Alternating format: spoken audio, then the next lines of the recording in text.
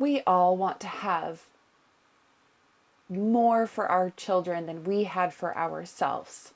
If you are a good parent, you have big dreams for your children.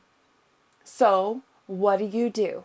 You try to enforce the importance of being successful in school, getting good grades, being popular, dressing appropriately, dressing cool, having nice haircuts. You try to ingrain the things about yourself you don't like into them, having an understanding that it's not okay to be those things. You don't like this about yourself. You struggled at this part of your school years in this avenue, so you're trying to teach your children not to be those things. The problem is they share the same DNA as you do, and it is bound to happen. They are going to have the same traits as you. So how do you fix this? How do you help your children become more successful than you are? And you might be okay, maybe you're working at a grocery store, maybe you're running podcasts and writing books, but you imagine your children just being millionaires. They're going to be so successful that they're going to be able to take care of you. How do you do that? It starts with you. It has nothing to do with them. They pattern off of everything that you give them, every example that you show them, everything that you do. That is why I continue to use the butterfly effect as an example. The butterfly effect is a small cause.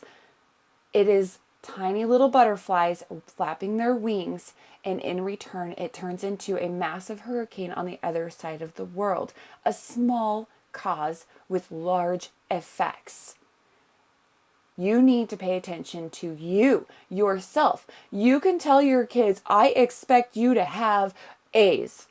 I expect you to have 100% on all of your performance in school. You can tell them that. You can put them into sports. You can put them into dance classes. You can put them into music, and you can expect them to excel at all of that. But if you are not excelling in your own life, in what you want to do, what you want to achieve with your life, if you are looking at yourself every day in the mirror and thinking, I don't like my image. I am not pretty today. I don't look good today.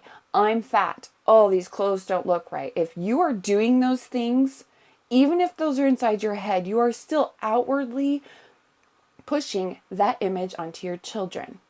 It is all about self-esteem. If you don't have that self-esteem, they're going to pattern off of your negative space that you have built around yourself about your image of who you are and what you can and can't achieve in this life. And they're going to pattern off that and base that off in their adult life and then pass those things on to their children. So in order for your children to be more successful than you need to be more successful than you are right now.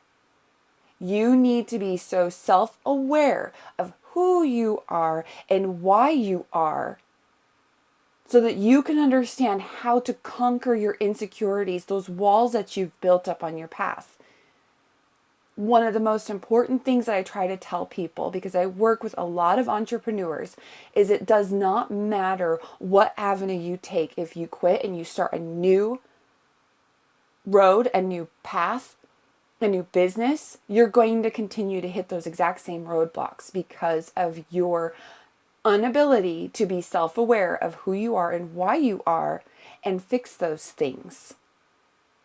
We all know that the majority of our insecurities are based off of something that we are ashamed of. No one wants to think about the things that they are ashamed of because it can take you down a dark path. Believe me, I have been there so many times where I wonder, am I even worth being here anymore? Am I making it harder on them by being here because of what I am teaching them, my children, what I am doing for other people around me? Am I making their life worse? And that is where I finally got to a point where I knew that it was either I leave or I fix myself. I couldn't leave. I love my children way too much to do that to them. I know how important my parents were to me. I know how much I loved them no matter what they felt about themselves. I found them absolutely perfect. And because I found them absolutely perfect, all of their insecurities that they carried, I took with me. I pattern off of that because that's what children do. And as an adult, I can look at your life, I can look at her life and his life and see what's blocking you. I can see what you're doing wrong. I can see all of those things that you can fix. But I wasn't fixing them for myself because I was too afraid to. But I wanted my children to be 100 times more successful than I am. So how do I do that? I become more successful. I become more self-aware of who I am and why I am where I am so that I can fix that and go where I want to go and become who I knew I could be when I was 5 years old. And find that same confidence that that little girl had when she looked at herself in the mirror.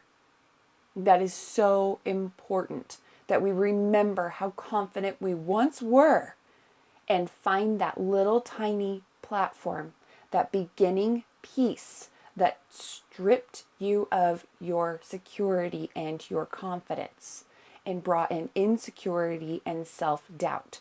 Find those beginning platforms and break them. And how you break them is you replace yourself with someone that you would give your life for. Put your child in your place. What would you want them to do with that information? How would you want them to take that situation and use that for the rest of their life?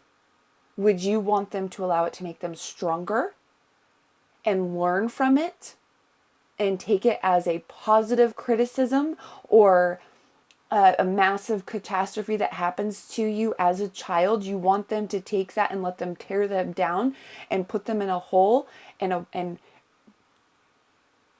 basically put themselves in their own little space, not allowing anything around them because they're too afraid? Or would you want them to take that experience and learn from it and grow and become stronger because they have conquered it? They've mastered it. That is what I had to do for myself. And now, all this positivity, all these things that I have worked on, my children are patterning off of them already. They're very young. They're in elementary school. And every time they come across a hard place and they come and talk to me, I am able to find the right words to say to them to help them figure it out on their own, on how to be successful, because success isn't just in money. Success is in loving yourself, respecting yourself, and having self-value enough to know that you are capable of being who you want to be, that you are comfortable surrounding yourself with people that you belong with, not because you fit in with them. One of the biggest key points to last year's school year was teaching my children to stop trying to fit in and instead rather belong. If they feel like they have to fit in with a group of kids, they don't belong with them.